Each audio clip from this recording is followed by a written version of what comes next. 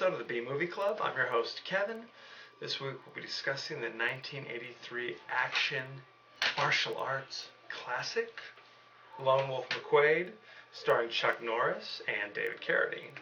For those of you joining us for the first time, what I try to do in the B-Movie Club is I'll post online what movie we'll be doing, and then you can respond with your favorite quotes, favorite scenes, funny anecdotes, anything else you want to get off your chest, and we'll talk about it on the show. What we try to do is you can reach me on our page on Facebook, Original B-Movie Club. Don't forget to like it. Also, you can reach me on our YouTube page, KD9575. Don't forget to subscribe. It's completely free. And you can also reach me on Twitter at KD9575.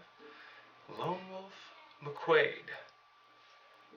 J.J. McQuade, called Lone Wolf because he's lonely, I guess. He's a loner, something. He's alone.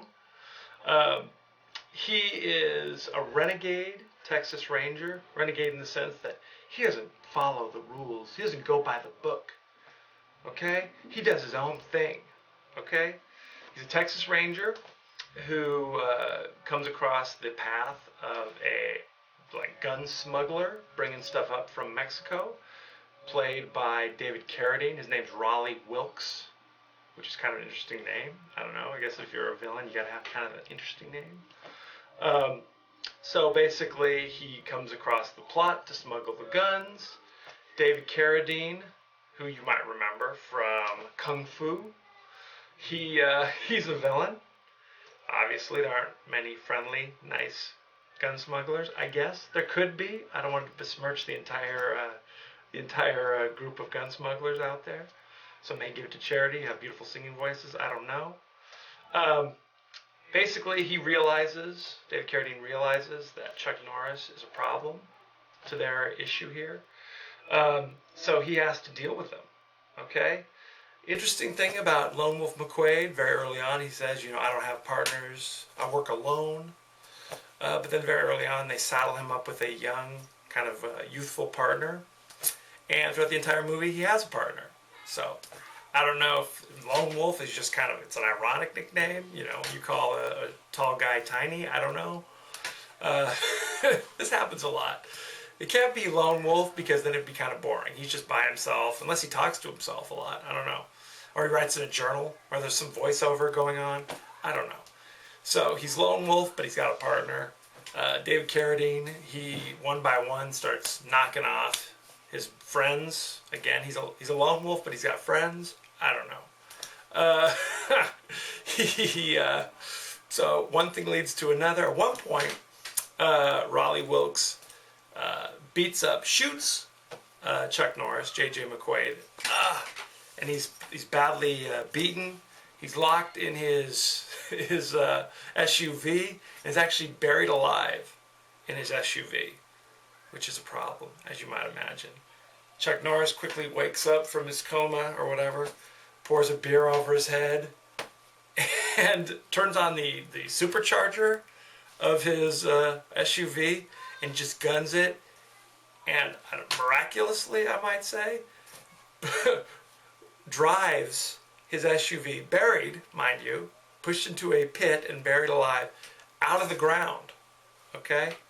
I don't know what model or make that SUV was, but they should put that in the commercials. If you're able to drive out of an underground pit, hey, where do I sign up, right? So eventually they have their battle south of the border. One thing leads to another, and then, believe it or not, Chuck Norris, spoiler alert, spoiler, Chuck Norris is victorious. So there you go. It is streaming instantly on Netflix, so go check it out. This is actually only one of the first Chuck Norris movies I've ever seen, believe it or not. And I only saw it like a week ago for the first time. Having watched a few of his movies, I have to say they look very B-movie-ish, I'd have to say. They look like something you might see on Cinemax late at night, that quality, if you catch my meaning. They always just seem kind of a cut below the Schwarzenegger movies and the Stallone movies. And, I mean, he was one of the few guys in the 80s that was still doing kind of the martial arts films. Most of those were from the 70s, as you might imagine, with Bruce Lee. Chuck Norris was actually a karate expert, national champion many times over. David Carradine, like I said, was from Kung Fu. I actually didn't know anything about any martial arts when he started acting in Kung Fu. And, contrary to popular belief, is not even a little bit Asian. I don't know why he looks like he might be a little Asian. He's not. Not Asian at all. And he didn't study martial arts until after he was cast to be the martial arts guy, Kane in Kung Fu. But by the time he did this movie in '83, he developed some proficiency. I don't know if he was at the level of Chuck Norris, but anyway.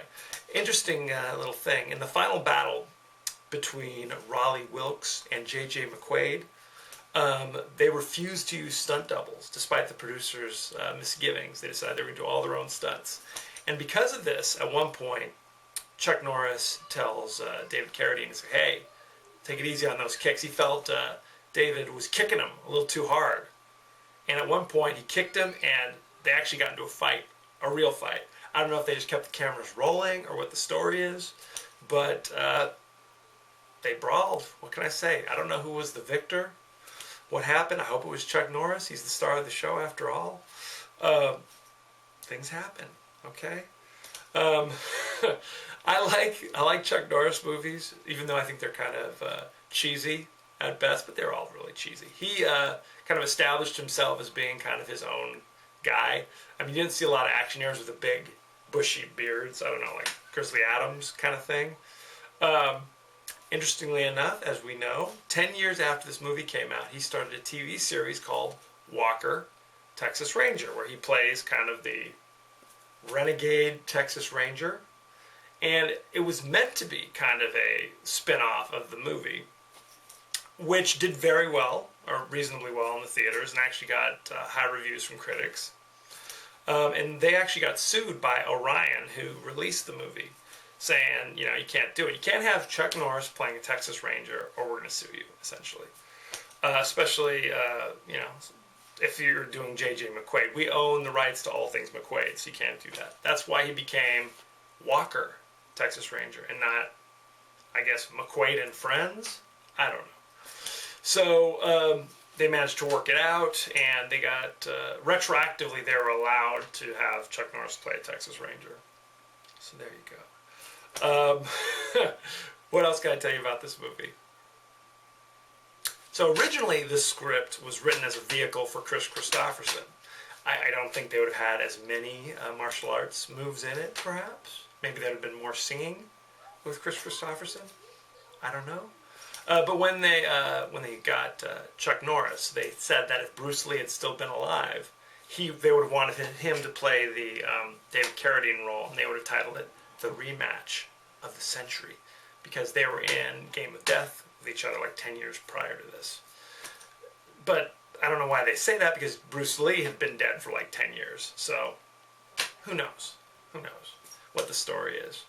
It actually kept a PG rating, despite the fact that there's incredible gun violence and, you know, he's kicking people and punching them. There's all sorts of stuff like that going on. Not to mention they drop a couple F-bombs.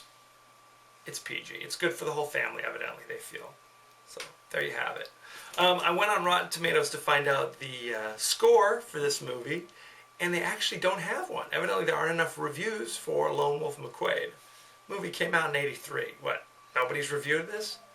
The audience members, however, gave it 68% fresh, I guess. So there you have it. It's what you'd expect if you sat down to watch a Chuck Norris movie. Okay?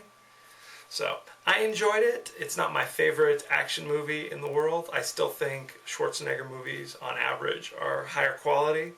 So, but if you like Chuck Norris's brand of action karate, then I highly recommend checking it out. Again, like I said, it is still streaming instantly on Netflix, along with a couple other Chuck Norris favorites. The Octagon, if you remember that one, that's still available. A Force of One is still available, I believe, on Netflix, so check that out. Next week, going back to the horror genre, 1984's Children of the Corn. starring Linda Hamilton, who you might remember from the Terminator movies. Peter Horton, who you might remember from 30-something, I guess. Based upon a short story by Stephen King. It is streaming instantly on Netflix, so rush out and check it out. Send me any questions, comments you have about that movie. Speaking of questions and comments, one of our viewers, Lisa, said that she actually saw Lone Wolf McQuade twice in the theater when it came out. That's shocking, considering she'd have been, what, 7? I don't know. Maybe, no one took me to see Lone Wolf McQuade when it first came out. I don't know. Anyway, so there you have that. So check out Lone Wolf McQuade. Check out Children of the Corn.